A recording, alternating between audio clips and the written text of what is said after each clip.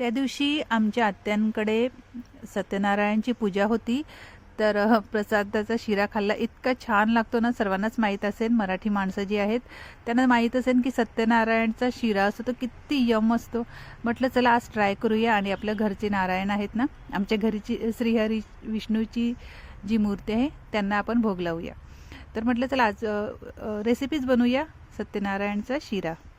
तर इथे मी घेतलेला आहे तूप आणि ड्रायफ्रूट्स घेतलेले आहेत. ॲक्च्युली ह्यामध्ये ड्रायफ्रूट्समध्ये फक्त चारोळी आणि मनुकाच असते. काही लोक आता टाकत असतील काजू बदाम वगैरे, पण मी त्यामध्ये ॲड केलेले नाही आहेत. आणि इथे मी थोडीशी वेलची घेतलेली आहे, ती वेलची वाटून घेत आहे, अगोदरच वाटून ठेवत आहे. ठीक आहे. तर आता मी अगोदर दूध तापवून घेत आहे. ॲक्च्युली ही रेसिपी ना मी एका मावशीकडून शिकली नंतर. म्हणजे मी अगोदरसुद्धा खायचे. आमच्या घरी माहेरीसुद्धा हमेशा सत्यनारायणची पूजा असायची. जेव्हा मी लहान होतो तेव्हा पण मी रेसिपी शिकली नव्हती, पण मी एका मावशीकडून पाहिली होती कशी रेसिपी बनवायची ती. त्यांनी 5 किलोच्या प्रसादाची रेसिपी मला दाखवली होती. पण मी आता कसं घरी थोडंच बनवत आहे ना, म्हणून मी 5 किलोच्या मापात कसं होईल. म्हणजे त्यांनी सांगितलं होतं की 5 किलोसाठी इतकं दूध, इतकी साखर लागेल, केळी किती लागतील. मी त्याच मापाने म्हणजे त्याच हिशोबाने बनवलं मी, पण थोड्या कमी क्वांटिटीमध्ये. ठीक आहे. तर आता एक साईडला मी दूध तापत ठेवलेलं आहे आणि एक आता पातेलं घेतलेलं आहे छोटंसं. त्यामध्ये आता आपण काय करायचं, हे बघा मी रवा घेतलेला आहे 1 वाटी आणि मनुका आणि चारोळी घेतलेली आहेत, वेलची वाटून ठेवलेली आहे आणि तूप घेतलेलं आहे.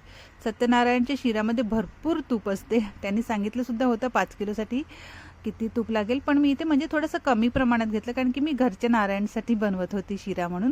कारण की त्यामध्ये सत्यनारायणच्या शिऱ्यामध्ये कसं रवा खाली आणि तूप वरती असते. तरी मी जरा चांगलंच जास्तच तूप घेतलं होतं. आणि हे काही डालडा तूप आहे, साजूक तूप नाही आहे. ठीक आहे, डालडा घेतलेलं होतं मी. ठीक. आता थोडंसं तूप गरम झालं ना का त्यामध्ये मी मनुका आणि चारोळी फ्राय करूनच घेणार आहे, म्हणजे थोडीशी तळून घेणार आहे. मनुका थोडेसे फुलण्यासाठी. ठीक आहे. त्यामध्ये मी चारोळीसुद्धा ॲड केली. ॲक्च्युली चारोळी भाजून टाकतात, पण मी त्यामध्येच ॲड केली. ठीक आहे. आपल्याला काही सत्यनारायणचं आपल्या घरच्या नारायणसाठी बनवायचं होतं, म्हणून मी थोडंसं माझ्या स्टाईलनेच बनवलं. तर थोडंसं काही चूकभूल झाले असेल तर तुम्ही क्षमा करा, नाही तर सांगेन असा शिरा नाही होत सत्यनारायणचा. ठीक आहे.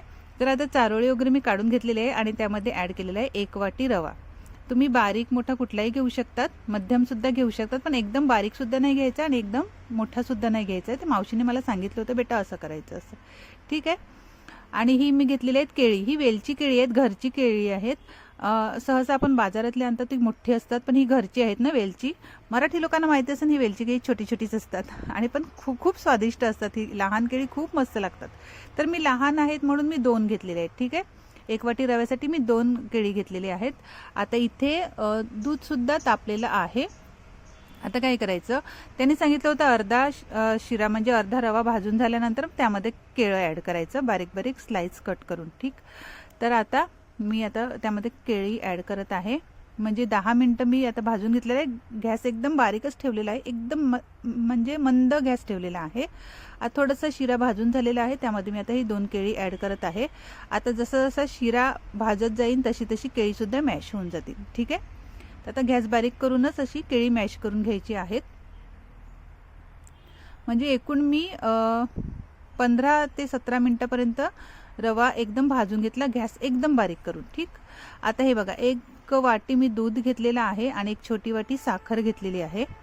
आणि ही वेलची अगोदर दाखवली होतीच तुम्हाला, अगोदरच वाटून ठेवली होती मी. आता काय करायचं, शिरा 15 ते 17 मिनटं झालेली आहेत. आता त्यामध्ये मी ॲड करत आहे दूध. गरम दूध आहे म्हणून मी एकदाच ॲड केलेलं आहे. केळी अजून पूर्ण मॅश झालेली नाही आहेत, पण आता जसं जसं रवा शिजेल ना तशी तशी ती मॅश होऊन जातील पूर्ण. त्यांनी सांगितलं होतं हात चालवतच ठेवायचं, बिलकुल हात आता थांबवायचं नाही आहे. आता पटापट साखर ॲड केलेली आहे आणि वेलची आणि ड्रायफ्रूटसुद्धा ॲड केलेले आहेत. आता फिरवतच राहायचं आहे. जशी जशी साखर विरघळेल ना तसं तसं अजून शिरा शिजेल. ठीक आहे. आता प्रसादाच्या शिऱ्यामध्ये तर असं तूपच वरती येते डायरेक्ट, कारण की माझे माहेरी हमेशा व्हायची ना सत्यनारायणची पूजा, तर मी पाहायची ना ते टोपामध्ये एक साईडलाच तूप येऊन राहायचं, इतकं तूप घालायचे ते. ठीक आहे. तर आता शिरा ऑलमोस्ट शिजलेला आहे, छान असं झालेलं आहे. आणि बिलीव मी इतकं यम्मी झाला होता ना, म्हणजे तोंडात टाकताबरोबरच विरघळत होता. फक्त असं की तूप वरती नाही आलं, कारण की मी थोडा कमी क्वांटिटीमध्ये टाकलं, पण तोंडात टाकताबरोबरच विरघळत होता. म्हणून मी अगोदर काय केलं हे बघा, छान दिसतोय ना. अगोदर आमच्या घरचे जे श्रीहरी आहेत, विष्णूजीची मूर्ती आहे, फोटोसुद्धा आहेत, त्यांना अगोदर मी भोग लावला आणि नंतरच आम्ही खाल्ला.